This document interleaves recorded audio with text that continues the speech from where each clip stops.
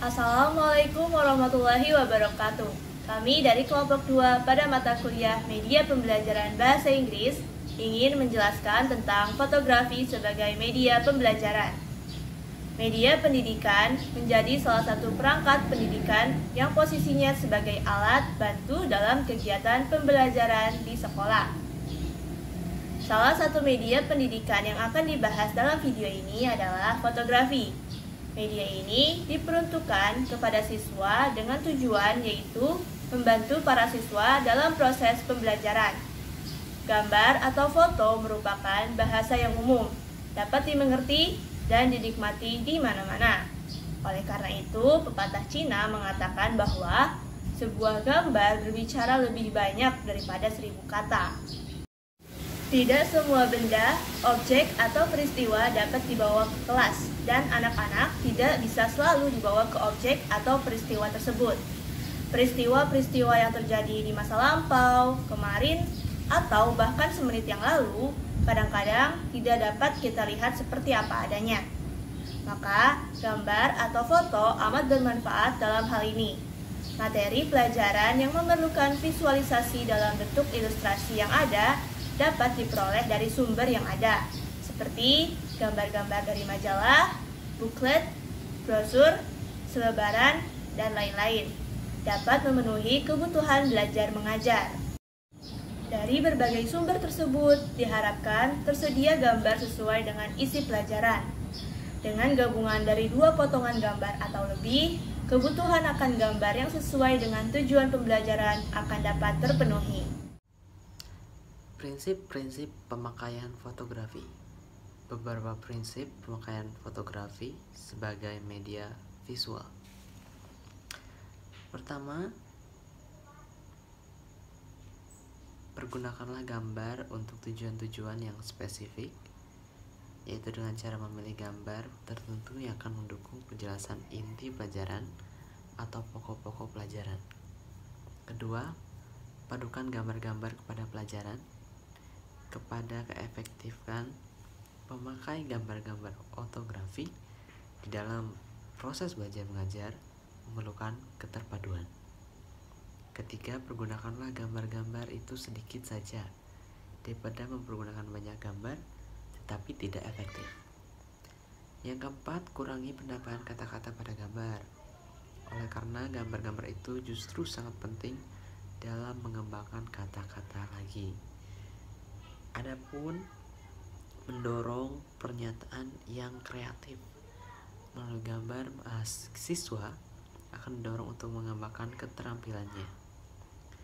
Dan terakhir, mengevaluasi kemajuan kelas dan bentuk kegiatan lainnya. Adapun fotografi yang baik memiliki sebagai media pelajaran serta keuntungan dan kelemahannya, yaitu autentik, artinya gambar tersebut harus jujur. Adapun sederhana, ukurannya relatif, artinya foto guna memperbesar dan memperkecil objek benda sebenarnya. Dan apabila foto tersebut tentang benda atau objek yang belum dikenal pernah dilihat anak, maka sulitlah membayangkan apa yang ada di foto tersebut. 2. Keuntungan dan kelemahan fotografi. Media gambar atau foto memiliki sejumlah kelebihan dan kelemahan. Menurut Arif S. Sadiman dan kawan-kawan, dan Nana Sujana dan Ahmad Rifai, di antara kelebihan media gambar atau foto adalah: yang pertama, bisa menyampaikan pesan, seperti kata pepatah Cina, sebuah gambar berbicara lebih banyak daripada 1000 kata. Yang kedua, sifatnya konkret dibanding dengan ungkapan verbal. Lalu yang ketiga, gambar dapat mengatasi batasan ruang dan waktu. Selanjutnya, ada keuntungan yang dapat diperoleh dari gambar fotografi dalam hubungannya dengan pengajaran. Yang pertama, mudah dimanfaatkan di dalam kegiatan belajar mengajar. Mengapa? Karena praktis, tanpa memerlukan perlengkapan apapun. Lalu yang kedua, harganya relatif lebih murah dan daripada jenis-jenis media pengajaran lainnya, dan caranya mudah tanpa mengeluarkan biaya yang besar, seperti contohnya kalender bekas, surat kabar, dan lain-lainnya. Yang ketiga, gambar fotografi dapat digunakan untuk berbagai jenjang pendidikan dan berbagai disiplin ilmu. Lalu, dari ilmu sosial ini sampai dengan ilmu eksakta. Yang terakhir yaitu gambar fotografi dapat menerjemahkan konsep atau gagasan yang abstrak menjadi lebih realistik. Selanjutnya, sekalipun demikian, media pengajaran juga mempunyai beberapa kelemahan. Di antaranya, 1. Gambar sudah cukup memadai, akan tetapi tidak cukup besar ukurannya apabila dipergunakan untuk tujuan pengajaran kelompok besar, kecuali jika disajikan melalui proyektor. Yang kedua, gambar fotografi adalah berdimensi 2, sehingga sukar untuk melukiskan bentuk sebenarnya yang berdimensi 3, kecuali dengan pengambilan yang tidak hanya dari satu sudut saja. Lalu yang terakhir yaitu, gambar fotografi bagaimanapun indahnya tetap tidak memperlihatkan gerak, seperti halnya gambar hidup. Namun demikian, beberapa gambar fotografi ini yang disusun secara berurutan dapat memberikan kesan gerak dengan maksud guna meningkatkan daya. Materi selanjutnya yaitu karakteristik komunikasi dari fotografi. Yang pertama, ada gambar fotografi itu adalah 2 dimensi. Jadi semua jenis gambar datar itu ditinjau dari sudut mata pelajaran, di mana kedalaman perlu diperhatikan dan dipahami.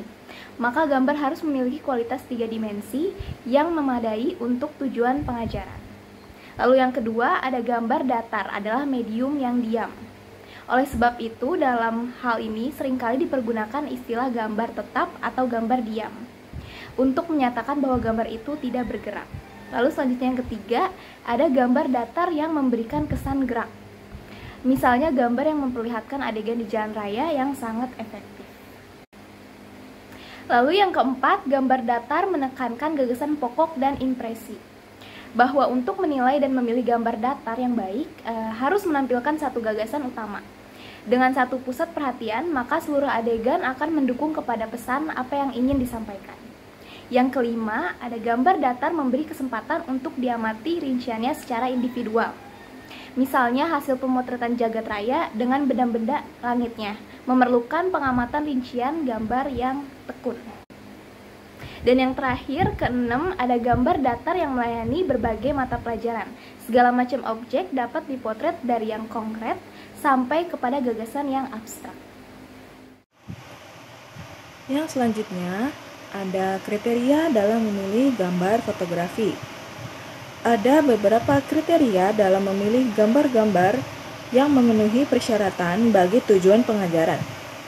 Dalam hal ini, guru hendak menetapkan kegunaan-kegunaan gambar yang secara relatif memadai dan memilihnya yang terbaik untuk tujuan khusus pengajaran.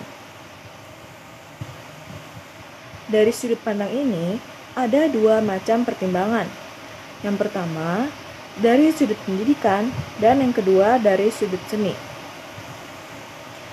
Dalam memilih gambar fotografi, ada 5 kriteria untuk tujuan pengajaran, yaitu harus memadai untuk tujuan pengajaran, kualitas artistik, kejelasan dan ukuran yang cukup, dan validitas yang menarik. Yang pertama, gambar fotografi itu harus memadai. Artinya, pantas untuk tujuan pengajaran dan harus menampilkan gagasan, bagian informasi, atau satu konsep yang mendukung tujuan serta mendukung kebutuhan pengajaran. Di samping itu, hendaknya gambar fotografi itu realistik dan hidup, pewarnaan yang bagus, dan harus cukup besar, sehingga rinciannya bisa diamati dan dipelajari oleh siswa. Untuk memilih gambar fotografi, perlu memperhitungkan kesesuaiannya dengan tingkat usia siswa. Sedikit unsur terdapat di dalam gambar yang cocok bagi anak-anak usia muda. Demikian juga Pola gambarnya harus sederhana dan gagasannya tidak kompleks. Jadi, banyak faktor yang perlu dipertimbangkan dalam membaca gambar itu. Misalnya, kecerdasan, lingkungan, pengalaman sebelumnya, dan daya imajinasi anak. Yang terakhir, gambar-gambar itu harus memenuhi persyaratan artistik dan bermutu. Seperti apakah makna kualitas artistik dilihat menurut ukuran seorang seniman? Apakah harus bernilai profesional, perspektif, keseimbangan, dan keterpaduan? Tentu saja tidak. Sejauh itu, persyaratan yang diminta, misalnya gambar yang baik itu cukup melukiskan daerah pemukiman kumuh, jorok, kerumunan yang hidup, atau kerumunan kehidupan, atau juga lingkungan yang tidak sehat. Sekian dari saya dan sekian dari kami. Kurang lebihnya mohon maaf. Wassalamualaikum warahmatullahi wabarakatuh.